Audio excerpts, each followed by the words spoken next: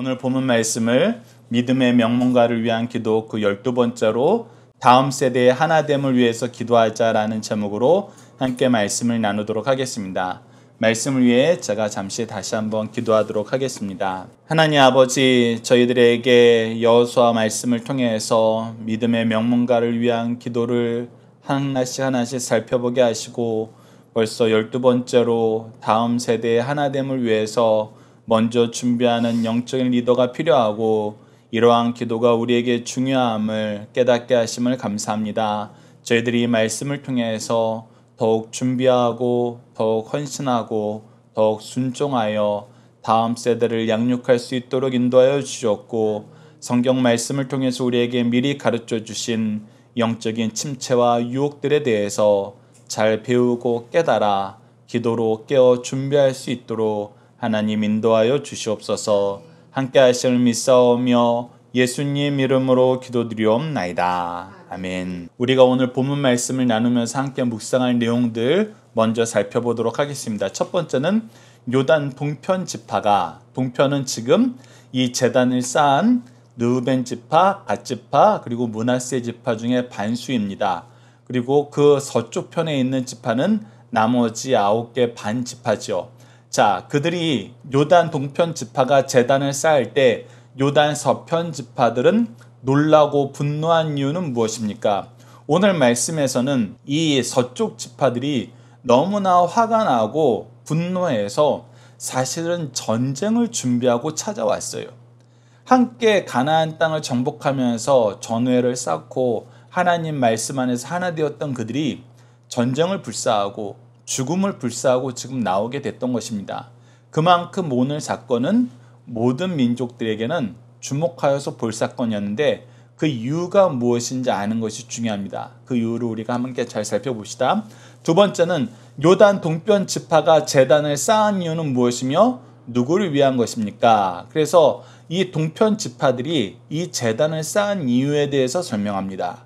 그 설명을 통해서 그 쌓은 이유와 이것이 누구를 위한 것이었는지 함께 살펴보고 마지막 세 번째로는 영적 지도자의 수고는 믿음의 공동체에 무엇을 넘치게 하나요? 그것이 세 가지인데 오늘 본문 말씀 여호수아서 22장 33절과 27절 그리고 사도행전 말씀 2장 46절 47절 15장 18절에서 19절 말씀을 통해서 우리가 함께 확인하는 시간을 갖도록 하겠습니다. 오늘 본문 말씀을 저희들 크게 두 단락으로 나눠서 보고자 합니다. 첫 번째 단락은 24절에서 29절로 미래에 올 위기를 미리 준비하는 영적 부모가 되자라는 것입니다. 오늘 본문 말씀의 배경을 여러분들에게 잠시 설명을 해주면은 우리가 지난주에 이 도피성과 이 레이즈파를 위한 성읍을 준비하는 것을 통해서 이스라엘 민족이 새로운 국면을 맞이한 것을 우리가 보게 됩니다. 특히 그 국면을 맞이했을 때 어떤 일이 발생했느냐 봤더니 출애굽에서부터 가나안 땅 점령의 중간까지는 민족의 리더로서 한 사람이 분명히 서 있었어요. 광야에서는 모세였고 가나안 땅에서는 여호수아였습니다. 그러나 그들이 다 나이가 들어서 그 시대가 지나가고 있었어요. 그런데 달라진 것이 무엇이냐? 마치 아브라함에게 이삭이 있고 야곱이 있을 때까지는 믿음의 계승자가 한 명이었다가 야곱 때부터는 12명이 믿음의 계승자가 되었던 것처럼 모세에서 여호수아로 이루어질 때는 단 한 사람의 영적인 리더였어요. 근데 이 여호수아 때가 지나가니까 어떤 일이 발생하느냐? 각 지파의 리더로서 갈렙과 같은 리더들이 세워집니다. 그래서 갈렙은 자기 지파의 영적인 리더였고 각 지파마다 여호수아와 같은 영적인 리더가 세워졌어요. 그리고 부족한 자들에겐 여호수아가 계속해서 옆에서 도우면서 그들이 하나님을 신뢰하고 나아가 승리하는 삶을 살도록 권유를 했고 그 말대로 그들은 승리하는 삶을 살게 되었습니다. 그래서 그들에게는 지금 어느 때보다 영적으로 민감한 시기예요. 우리의 모든 은혜는 하나님께로부터 왔고 우리의 모든 승리는 하나님께로부터 왔고 우리의 미래는 하나님께 달려있다라고 생각하는 그때였어요. 근데 이때 이 요단강 동편에 정착했던 새 민족들도 새 지파들도 함께 이 전투에 참여하면서 이 모든 것을 함께 경험했죠. 특히 이들이 어떻게 해서 이 전쟁에 참여했는가라고 했을 때 이들에게는 요단강 서편에 정착지를 받을 수가 없었어요. 왜 그러냐면 그들이 이미 요단강 동편의 정착지를 달라고 요구했고 그 땅이 처음에 하나님께서 약속하신 그 땅이 아니었음에도 불구하고 하나님께서 한 가지 조건을 내세워서 그들이 요단강 서편에서 정착할 수 있게 하셨는데 그 조건에 대해서 말씀하신 것이 바로 민수기서 32장 21절에서 23절에 나옵니다. 이 부분을 제가 읽어드리도록 하겠습니다. 자, 봅시다. 너희가 다 무장하고 여호와 앞에서 요단을 건너가서 여호와께서 그의 원수를 자기 앞에 쫓아내시고 그 땅이 여호와 앞에 복종하게 하시기까지 싸우면, 즉 너희들은 전쟁이 필요 없지. 이미 너희들이 정착하고 싶어하는 땅은 하나님께서 심판하셔서 너희들이 쉽게 그 땅에 정착할 수 있지. 그러나 너희들이 이 땅을 받았다고 해서 하나님께서 너희에게 명령하신 이 가나안 땅에 들어가서 요단 서편에 들어가서 전쟁하는 것에 참여하길 꺼리거나 싫어하지 말고 그 싸움이 끝날 때까지 너희들이 힘써 싸우면 하나님께서 조건을 붙이시고 여호와 앞에서나 이스라엘 앞에서나 무지하여 돌아오겠고, 이들의 결정에 가장 중요한 게 무엇이냐면 얌체가 되었다, 편하게 살려 그런다, 다른 의도를 가지고 있다, 그거하고 좀 달라요. 하나님은 이거에 대해서 뭐라고 평가하셨냐면 너희들이 그렇게 하지 않으면 죄를 짓는 것이다 라고 얘기해요. 왜 죄를 짓는 것인가 라고 봤을 때에는 하나님께서는 하나님의 말씀 안에서 살길 원하세요. 그래서 요단 서편이 약속의 땅이었고 요단 서편에서 정착하기를 원하셨어요. 그런데 그들은 요단 서편보다 동쪽에 이미 점령한 땅을 그들이 하나님께 받고 싶어 했어요. 그래서 사실 하나님의 말씀을 변경하고 싶은 거예요. 자기네들이 원하는 대로 바꾸고 싶은 거예요. 그런데 하나님께서 그 일에 대해서 뭐라고 얘기하시냐면 중요한 것은 너희들이 내가 약속한 그 땅에 들어가서 영적인 전쟁의 승리를 맛보는 것이다 라는 것을 말씀하시고, 너희들이 그것을 맛보지 않으면은 그것이 하나님께는 번제한 것이 되어서 너희들에게 정죄가 있을 것이다. 그러나 너희들이 이 영적인 전쟁에 동참하여서 싸우게 되면은 너희들이 아무 분깃을 받지 못하더라도 끝까지 싸우게 되면은 너희들이 요단 동편을 기업으로 받게 될 것이다. 이것이 너희 소유로 하나님 앞에 인정받을 것이다 라고 얘기해 줍니다. 이 땅은 여호와 앞에서 너희의 소유가 되리라마는 너희가 만일 그같이 아니하면 하나님께 범죄함이니 너희 죄가 반드시 너희를 찾아낼 줄을 알라. 그래서 이들에게는 끝까지 싸우라고 명령하셨고 이들은 그렇게 하겠다고 약속하고 이 전쟁에 참여했어요. 그리고 요단 서편의 땅을 나눠줄 때에는 그들은 그 땅에서는 하나의 분깃도 받지 않고 끝까지 충성했습니다. 그리고 나자 이제 여호수아는 민족 전체가 동참하는 전쟁은 끝났다. 이제는 각 지파에게 맡겨진 각자의 전투만 남았을 따름이다 라고 평가를 하고, 이제 루벤 지파와 갓 지파와 므낫세 반 지파 리더들을 불러서 이제 너희들은 평안히 가라.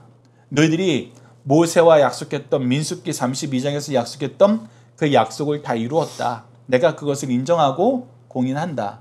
그러니 이제 너희들은 평안히 가라 하고 갔어요. 근데 가다가 이들이 요단강 초입에 딱 오자 무엇을 하기 시작하냐면 이전에 없었던 어마어마한 제단을 쌓습니다. 그 제단의 모양은 동일하게 하나님께 제사 드리는 그 제단의 모양을 갖추고 있었어요. 그래서 이들이 요단 초입에서 이러한 일을 하자, 이러한 일을 하면서 머뭇거리고 있다는 소문이 돌자 이스라엘 온 지파, 서쪽에 머물렀던 온 지파가 분노하여서 전쟁을 준비하고 각 지파의 리더들을 파송합니다. 동시에 제사장 엘르하살까지 같이 영적인 스승으로 보내서 이들을 대면하게 됩니다. 그것이 바로 오늘 본문 말씀의 내용이에요. 오늘 본문 말씀의 내용이 시작되는 것입니다. 그런데 오늘 본문 말씀에서 왜 이들이 요단 초입에서 제단 쌓는 것을 그렇게 민감하게 받아들였을까? 그 내용의 근거로 우리가 신명기 12장에서 발견하게 됩니다. 신명기 12장 13절에서 14절 26절을 제가 읽어드리도록 하겠습니다. 너는 상가 내가 보이는 아무 곳에서나 번제를 드리지 말고 오직 너희의 한 지파 중에 여호와께서 택하신 그곳에서 번제를 드리고 또 내가 내게 명령하는 모든 것을 거기서 행할지니라. 오직 내 성물과 서원물을 여호와께서 택하신 곳으로 가지고 가라. 자, 우리는 다윗을 통해서 예루살렘 성전이 완전히 형성이 되고 솔로몬을 통해서 예루살렘 안에 예루살렘 성전이 건축된 것을 봤기 때문에 우리는 이 시대의 이유를 통해서 예배 드리는 장소는 예루살렘 성전이지.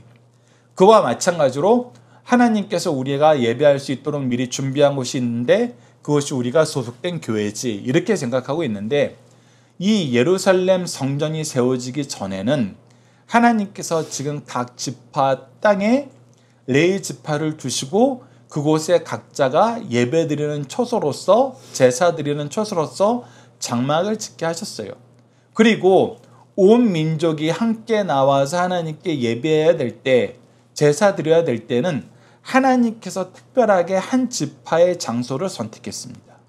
그래서 선지자를 통해서, 대제사장들을 통해서 이것이 선포되게 하시고 모든 백성은 이 말씀을 따라서 하나님께 예배드려야 됐어요. 즉 오늘 본문 말씀에서 가장 중요한 건 뭐냐면, 우리가 예배 드리느냐 예배 드리지 않느냐보다 더 중요한 게 무엇이냐? 바로 하나님이 가르쳐 주는 대로 예배를 드리느냐 안 드리느냐가 더 중요하다는 거예요. 이게 너무나 중요하게 받아들여진 이유는 이스라엘 민족은 이미 알고 있어요. 그들이 세상에서 이전에 없던 전쟁을 하는데 세상 일이, 엄청난 일이 우리에게 앞당겨져 있는데, 그들에게 가장 중요한 건 무엇이었냐면 하나님께서 그들 앞에 밝히 드러내서 말씀하셨던 대로 하나님의 말씀대로 사는 거였어요. 순종하는 거였어요. 특히 레위 지파가 머물 성읍과 그들이 머물 성읍이 목초지가 있는 아주 좋은 곳이라는 것을 통해서 이 민족의 삶의 중심에는 예배가 있다는 것을 하나님께서 강하게 얘기해 주셨습니다. 그 예배의 가장 기초적인 모습은 순종하는 예배예요. 그런데 이들이 루벤 지파와 갓 지파와 므낫세 반 지파, 요단 동편의 거주를 정착제를 받은 민족들이 엉뚱한 곳에 선지자를 통해서, 제사장을 통해서, 리더를 통해서 선포되지도 않은 곳에 자기네들이 재단을 쌓은 거예요. 이들 입장에서는 이것이 무엇으로 보이는 거예요? 이들이 하나님께 드리는 예배를 자기네들 마음대로, 임의대로 드리려 하는구나. 이거는 하나님 앞에 엄청난 큰 범죄이고, 이런 범죄가 우리가 지금 하나님께 복받은 이 가나안 땅에서 이루어진다는 것은 우리 모두를 죽이는 것이 된다. 이 범죄를 우리가 그냥 지나치면은 우리는 그거에 동조한 것이 된다. 그래서 우리 자손들 중에 누군가가 자기가 원하는 방식으로 예배 드린다고 했을 때 우리는 아무 소리도 할 수 없게 된다. 이런 죄는 우리가 용납하면 안 된다. 그래서 이 죄를 용납하기보다는 요단 동편에 정착한 모든 민족들을 죽여서라도 이 죄가 없어지길 바란 거예요. 사실 이게 얼마나 힘든 일입니까? 조금 전까지 동고동락을 하면서 같이 하나님의 이름으로 하나님의 명령을 따라서 전쟁을 했던 전우이면서 이웃이면서 형제들이에요. 근데 그들에게 칼을 들고 와야 되는 형편이 생긴 거예요. 얼마나 힘들겠습니까?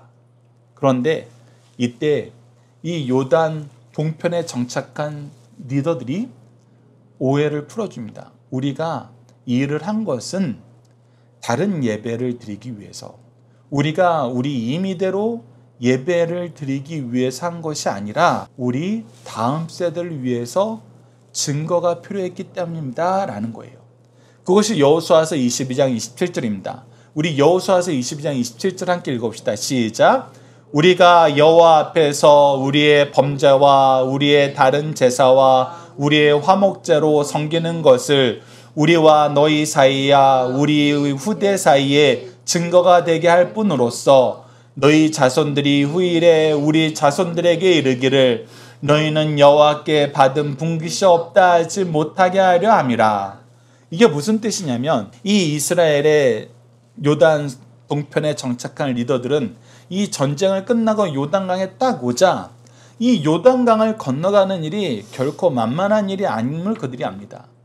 이 가나안 땅에 처음 발을 들일 때에도 하나님께서 하나님의 궤를 가지고 들어가는 레위 자손들을 통해서 미리 요단강을 갈라지게 하셨어요. 홍해를 갈라지게 하신 것처럼 요단강을 갈라지게 하고 그곳에 깊은 곳에 언약의 돌을 쌓을 만큼 이 강은 사실 만만한 강이 아니에요. 그러면은 우리는 지금 이 강을 건너서 함께 전쟁을 했고 여호수아도 보증을 하고 있고 각 지파의 리더들도 이것을 분명히 알고 있지만 후대에 이르러서는 이러한 일이 생길 수도 있다라고 염려하는 거예요. 그것이 무엇이냐면 이 요단강이 분명히 영역의 기준이 되는데 그리고 하나님께서 옛날에 모세를 통해서 주신 말씀을 보면은 이 가나안 땅이 우리에게 약속의 땅이라 그랬는데 너희들은 왜 이 요단강 밖에 있으면서 하나님께 기업을 받아 하나님의 백성이라 그러면서 우리하고 함께 예배 드리려 그래?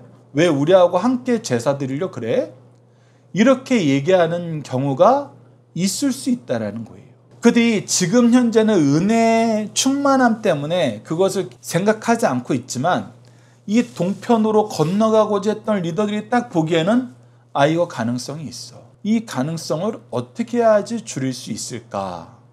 라고 생각해 보니까 우리가 이것을 위한 증표를 하나 세워야 되겠다. 그래서 이 증표를 통해서 만약에 후대에나 현대에나 누군가가 너희들 그 요단 동편에 살면서 왜 자꾸 우리하고 함께 예배드리려고 오니?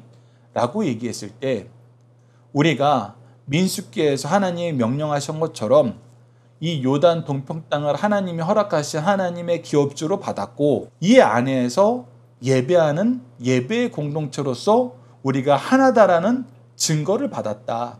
그래서 우리가 전쟁에도 함께 참여했었고 전쟁이 끝난 다음에 이곳에 증거의 제단을 쌓아서 우리가 하나 되는 예배의 공동체임을 너희들에게 보여주겠다.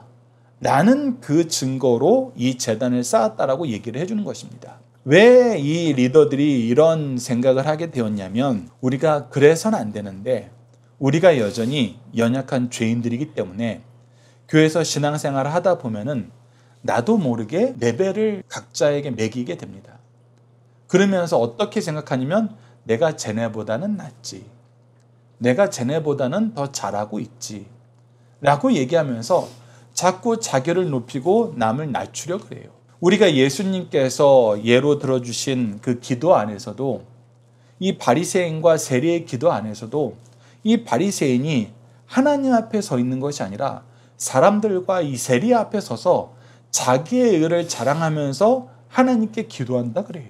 이런 일이 없어야 되지만 항상 생겨난다는 것을 이 요단 동편의 리더를 안 거예요. 그래서 이런 일을 방지하기 위해서 이 제단을 쌓는 것입니다. 우리가 신약교회 안에서도 사도행전 15장 1절을 보면은 이런 일이 발생되는 게 보입니다. 성령께서 성령의 역사를 분명히 보여주시고 주의 종들을 통해서 교회를 세우셨는데 이 교회를 이방인들의 교회를 찾아온 유대인들이 이렇게 얘기해요. 사도행전 15장 1절을 보면 이렇게 얘기합니다. 어떤 사람들이 유대로부터 내려와서 형제들을 가르치되 너희가 모세의 법대로 할례를 받지 아니하면 능히 구원을 받지 못하리라. 베드로도 사도 바울도 주 예수를 믿으라 그리하면 너와 내 집이 구원을 받으리라는 이 메시지의 톤에서 벗어난 적이 없어요. 그래서 구원은 예수 그리스도를 믿는 믿음이란 것이 분명하게 선언되고 경험되고 공유되고 나누어져 지고 있는데도 불구하고 유대 출신인 그리스도인인지 아니면 유대 지역에서 교회를 무너뜨리기 위해서 온 자들인지 우리가 알 수 없지만 이들은 하나님의 말씀을 근거로 뭐라 그래요? 너희들이 이거 안 하면 구원 못 받아. 우리는 이거 얼마나 중요하게 생각하는데 너희들은 왜 이거 안 해? 라고 하면서 계속 계층을 짓는 거예요. 그래서 상대방을 판단하고 정죄하는 것을 더 좋아하는 사람들이 교회에 생긴다는 것입니다. 그런데 이때를 우리가 미리 준비하지 않으면은 분명히 이런 사람들이 생길 것이고, 이런 사람이 생기면 어떠한 사람들이 생겨요? 그 얘기에 상처받는 연약한 자들도 생겨요. 그러면 그때부터는 교회가 분리가 되는 것입니다. 분열하게 되는 거예요. 한도 끝도 없어요. 그래서 이 제단의 의미는 첫째, 누구도 우리가 함께 예배하는 예배 공동체가 아니라는 것을 요단 서편에 정착한 지파들이 이런 의문을 제기하지 않도록, 이런 주장을 제기하지 않도록 하는 역할이 한 가지가 있는 것이고, 두 번째는 자기 자손들에게 이런 얘기를 들었을 때 상처받지 말고 돌이키지 말고, 그래 너희들 잘났다, 너희들끼리 예배드려라, 그렇게 할 수 있어요. 실제로 사마리아인들이 그렇게 됐죠. 그러지 말고 이 제단을 보면서 하나님이 우리에게 약속하신 것과 우리 조상들이 어떻게 하나가 되어서 예배드렸는지 너희들 기록하라 라고 얘기하게 된 것입니다. 그래서 이것은 양쪽의 후손들을 위한 이 지혜로운 리더들의 아주 좋은 영적인 준비, 영적인 수고, 영적인 헌신이었다는 걸 우리가 알게 됩니다. 자, 이 일이 이렇게 드러나자 이스라엘 민족 안에는 더 행복한 일이 생깁니다. 그것이 두 번째 단락에서 우리가 살펴본 것인데, 두 번째 단락은 30절에서 34절로 영적인 리더의 선한 수고는 기쁨과 평화를 가져온다는 거예요. 우리 이 말씀이 집약되어서 소개되고 있는 22장 33절을 함께 읽어봅시다. 시작.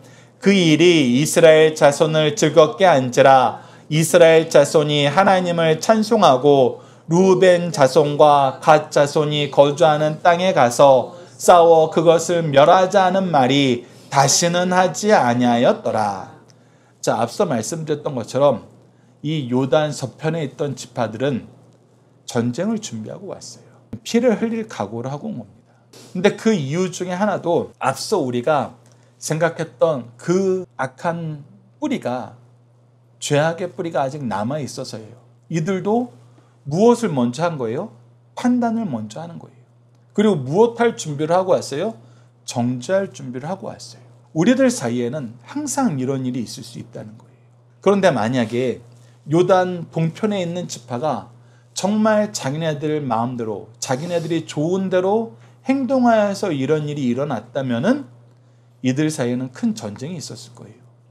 그러나 도리어 이들이 악은 하나도 행하지 않고 선을 위해서 수고했고, 선을 위해서 오해받는 거, 공격당하는 거를 감수하면서도 헌신을 했어요. 헌신을 했더니 어떤 일이 생겼느냐? 첫 번째는 이스라엘 자손이 즐거움이 가득하게 되었고, 두 번째는 이스라엘 자손이 이 즐거움으로 말미암아 하나님을 더욱더 찬양하게 되었고, 세 번째는 이 판단하고 정죄하는 것이 사라져 버렸다는 거예요. 우리가 아주 중요한 것입니다. 우리가 후손들이 판단받고 정죄당할 것이 두려워서 이들이 제단을 쌓는데, 이 제단 쌓는 일에 대해서 내용을 알지 못하는 나머지 지파 사람들은 이미 판단하고 정죄할 것을 준비하고 왔었어요. 이 또한 굉장히 위험하다는 것을 우리에게 알려주고 있습니다. 그래서 우리가 하나씩 살펴보면 우선 함께 즐거워하게 되었습니다. 예배가 회복되고 그 예배를 위해서 봉사하는 사람들, 이 요단 동편의 리더들은 이 예배를 위해서 하지 않아도 되는 수고를 먼저 한 사람들이었어요. 이런 사람들이 있게 되었을 때는 함께 즐거움이 넘치게 됩니다. 이것을 우리가 사도행전에서도 발견하게 돼요. 2장 46절에 이렇게 기록되어 있습니다. 날마다 마음을 같이하여 성전에 모이기를 힘쓰고 집에서 떡을 떼며 기쁨과 순전한 마음으로 음식을 먹고, 즉 집에서 떡을 뗐다는 것은 자기 집을 예배의 처소로, 성전에서도 모이지만 성전에서는 부족하다는 거예요. 성전에서 부족하고 예수께서 가르쳐준 이 성찬을 통해서 예배가, 교회의 예배가 확장되길 바라는데 이것을 위해서 자기 집을 내놓은 사람들이 생긴다는 것입니다. 더 많이 헌신하는 사람들이 생기는 거예요. 그러면서 무엇이에요? 음식을 준비하고 이 음식이 부족한 사람들과 나누는, 준비하기 힘든 사람들과 나누는 일이 이 여건이 된 사람들, 더 많이 가진 사람들을 통해서 수고로 이루어지게 돼요. 그때 무엇이 넘치냐면 기쁨과 순전한 마음이 넘쳐서 이 예배가 더욱더 확장되게 됩니다. 예배의 기쁨이 충만하게 돼요. 이것이 바로 예배를 위해서 자기가 힘써 수고한 사람들을 통해서 우리가 얻게 되는 놀라운 은혜의 역사입니다. 두 번째는 이거 모든 것을 통해서 하나님께 찬양 돌리는 일이 생긴다는 것입니다. 이스라엘 자손들도 이 요단 동편에 있는 리더들이 이 제단을 쌓는 것이 처음에는 분내고 정죄된 일로 왔지만 이 얼마나 놀라운 일인가. 이 얼마나 예배를 위한 놀라운 수고인가. 이 놀라운 수고를 이끄신 하나님, 이 찬양을 받으시고 이 기쁨을 우리에게서 멈추지 말아달라고 부탁하라는 일을 하게 되는 것입니다. 예수님 예루살렘 초대교회에서도 이런 일이 있었어요. 사도행전 2장 47절에 보면 이렇게 기록되어 있습니다. 하나님을 찬미하며 또 온 백성에게 친송을 받으니 주께서 구원받는 사람을 날마다 더하게 하시니라. 이 예배를 위해서 봉사하는 사람들을 통해서 하나님을 찬양하는 것이 넘치게 되는 거예요. 그리고 이들이 솔선수범해서 어려운 사람을 돕고 예배에 나오기 힘들어하는 사람들, 아직 예수 그리스도의 복음을 접하지 못하고 예배당으로 나오기 힘들어하는 연약한 사람들, 부족한 사람들, 아직 죄 가운데 있는 사람들을 계속 초청하면서 그들에게 축복의 통로가 되니까 백성들도 칭송을 하게 돼요. 그러자 어떤 일이 생기게 됩니까? 구원받는 사람이 날마다 더하게 되는 거예요. 하나님께서 그들에게 더 많은 영혼들을 맡기시는 것입니다. 이것은 오늘 말씀하고도 명확하게 평행을 이루게 됩니다. 이들이 무엇을 위해서 이 제단을 쌓았어요? 무엇을 위해서 이 예배를 위한 헌신을 했어요? 바로 자기 자손들이었어요. 그 자손들은 이 역사 안에서 그들이 하나님께 힘써 예배드리고 했을 때는 이들은 계속해서 부흥의 길을 가게 됩니다. 하나님께서 그 수가 더 많아지는 일을 허락하세요. 그러나 우리가 안타깝게도 사사기에서도 이 일이 이제 무너져 버리니까 실제로 그들이 각자 자기 소견에 좋은 대로 예배하다 보니까 하나님의 은혜에서 멀어지고 하나님의 심판의 역사가 계속 반복되는 걸 보게 됩니다. 그리고 마지막 세 번째는 증오와 저주의 말이 사라져요. 앞서 우리가 사도행전 15장 1절에서도 유대 축신들이 할례 받지 않으면 구원 못 받아 하면서 협박을 하고 핍박을 하니까 이 이방 교회를 대표해서 교회 리더들이 예루살렘 교회의 사람들을 파송합니다. 그래서 이 일에 대한 해결책을 확답을 우리에게 허락하여 주시옵소서. 바나바와 바울은 믿음으로 구원받는다고 할례 안 받아도 된다 그러는데 유대 출신자들은 이거 안 하면 구원 못 받는다 하니 우리가 누구의 말을 따라야 되겠습니까? 라고 해답을 요청하고 이 예루살렘에서는 이 바나바와 사울의 선교 보고를 듣고 사람들이 모여서 토의를 하게 되는 거예요. 말씀으로 다시 점검을 하게 되는 거예요. 그러나 우리가 참으로 은혜스러운 것은 이들에겐 이미 바울 외에도 다른 리더인 베드로를 통해서도 이방인들에게 하나님의 은혜의 역사가 있다는 것이 이미 증명되었어요. 바로 고넬료를 통해서 사도행전 10장에서 이미 이 증거가 이스라엘 백성들에게 예루살렘 교회에 있는 성도들에게 이미 선포가 되었습니다. 그래서 가장 보수적이라는 이 예수님의 형제 야고보를 통해서 무엇이 선포되냐면 이것은 성령이 하신 것이고 하나님이 하신 것을 우리가 아니라고 할 수 없다. 그러니 이제 할례를 받으라고 이방에 있는 우리 성도들을 괴롭게 하지 마라 라고 편지를 써서 예루살렘에서 파송된 증인들을 함께 딸려 보내서 이방 교회들이 이 부분에 대한 확실한 믿음을 가지게 만듭니다. 그래서 15장 18절에서 19절이 바로 그 얘기예요. 즉 예로부터 이것을 알게 하시는 주의 말씀이라 함과 같으니라. 이것은 무슨 뜻이냐면 하나님께서 이방 민족이 하나님께로 돌아오게 된다는 것을 미리 가르치셨고 지금 이 일이 우리 사이에 이루어지고 있는데 이거는 하나님께서 약속하신 것이고 하나님께서 성취하신 것인데 우리가 이거에 대해서 다른 의견을 내세울 수 없다. 그러므로 내 의견에는 이방인 중에서 하나님께로 돌아오는 자들을 괴롭게 하지 말고 우리가 오히려 하나님보다 높아지고 나를 높이려고 나의 의를 세우려고 다른 사람들을 괴롭게 하는 것은 이거는 레벨의 리더가 해야 될 일이 아니라는 거예요. 먼저 된 사람이 해야 될 일이 아니라는 것입니다. 먼저 된 사람들은 그들이 평안히 바르게 예배자의 자리에 올 수 있도록 준비하는 일을 하는 거야. 사실은 그것이 더 힘들어요. 여러분들, 정죄하는 건 쉬워요. 하지만 그 일이 일어나지 않도록 미리 준비하고 헌신하는 것은 정죄하는 것보다 훨씬 더 어렵습니다. 근데 오늘 여호수아서를 통해서는 하나님께서 분명히 가르쳐 주는 거예요. 너희들은 정죄하는 사람이 되지 말고 먼저 헌신하고 수고하는 사람이 되라. 먼저 준비하는 사람이 되라. 이것은 하나님께서 하나님이 쓰시는 모든 리더들에게 주시는 동일한 말씀이에요. 오늘 본문 말씀은 참으로 신비한 것이 오전 예배도 오후 예배도 이 내용으로 채워져 있습니다.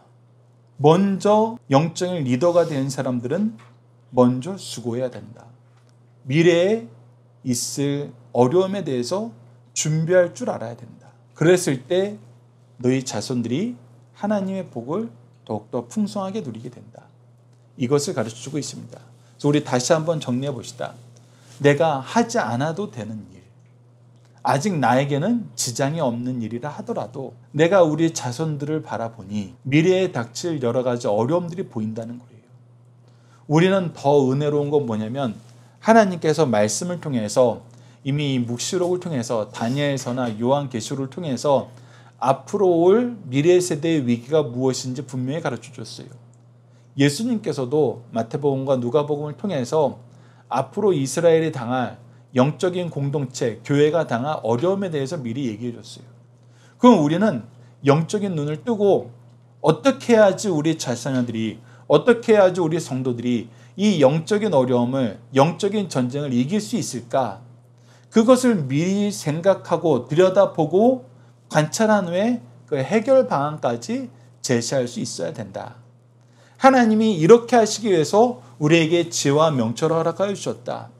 그래서 다니엘과 세 친구가 얻었던 통찰력 또한 이 문제를 분석하고 문제를 해결하는 능력이었고, 영적인 리더들은 항상 이 영적인 부분에서는 어떤 일이 생길까 미리 바라보고 그것을 준비하는 삶을 살아서 자녀들이 이 일을 직면했을 때 누구도 시험에 빠지거나 죄악에 빠져서 하나님을 떠나는 일이 없이 이 말씀을 근거로 이 믿음의 조상들의 준비에 힘입어서 승리하는 삶을 살게 해야 된다.